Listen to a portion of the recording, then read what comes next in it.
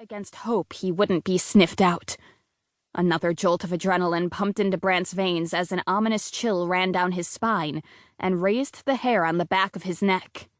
His instincts whispered that there wasn't going to be an escape from this one. He wasn't sure how much more of this he could take.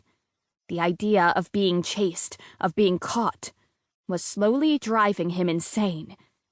He had to do something, anything, to alleviate the awful sensation. Brant took a deep, steadying breath and stood abruptly. His head swam at the sudden movement. His vision dimmed and the alleyway spun around him. His heart lurched in his chest. Shaking his head, he caught his hand against the dumpster to steady himself and lifted the pistol. The weapon felt incredibly heavy and the barrel trembled. He swallowed and curled his finger to depress the trigger. Time slowed to a crawl. The last bullet left the pistol with a bang. The projectile whipped past the blood-covered man who ran down the alleyway toward him. It embedded into the wall with a splatter of brick.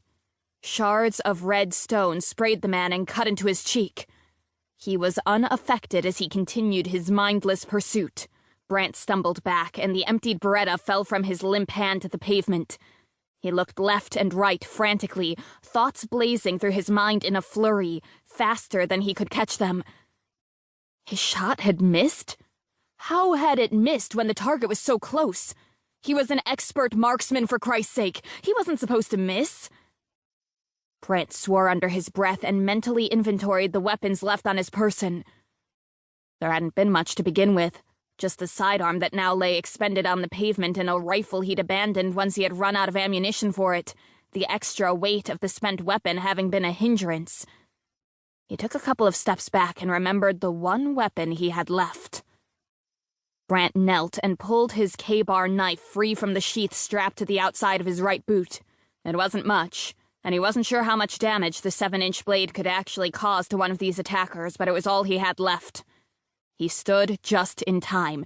The man launched himself at Brant, hands extended, animalistic hatred in his red-rimmed, bloodshot eyes. Instinct guided him as he lifted the knife sharply upward and stood from his kneeling position. In one smooth move, Brant slammed the knife's blade into the fleshy underside of the man's lower jaw. To Brant's dismay, the man's gnarled hands closed in tight fists in his shirt, and he shook his head violently to free the knife from his jaw. Trapped, Brant struggled to pull himself from the man's grip, but the man was stronger than he looked. So he did the only thing he could. He wrenched the knife from the man's jaw and slammed it into his left temple.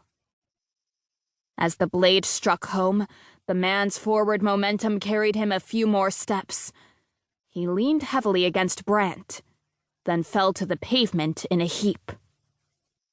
Brant backed away from the body, shuddering as nausea welled up in his throat. He shook it off and took his first real look at the man who'd attacked him. He wasn't anyone Brant recognized, which was the best news he'd get all day. This man was too old to have been a current member of the military. He was around 70, thin and bony and wrinkled with age, hair white and sparse on his head. He was clad in dirtied sweatpants and a blood-stained white bathrobe, his feet bare and torn from running without shoes on the cold, unforgiving streets and sidewalks of Atlanta. The elderly man was definitely a civilian, possibly from one of the local nursing homes. Judging by the crusted blood under his lengthening, yellowed fingernails, the man had been ill for at least 4 days. Brant grasped the hilt of his knife and pulled it free from the man's temple. It slid away from the bone and flesh with an indescribable sound that made him shudder in disgust. He took a moment to wipe the blood from the blade onto the edge of the dead man's bathrobe. He had no desire to continue his exam of the body. He looked instead to the Beretta lying on the wet pavement. The weapon was empty and wouldn't do him any further good.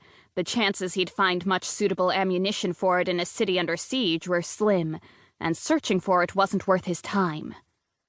The general populace had days before raided the gun shops and sports stores in the city for anything usable that had been left behind by the military, and all of the ammunition shelves were likely bare. Nevertheless,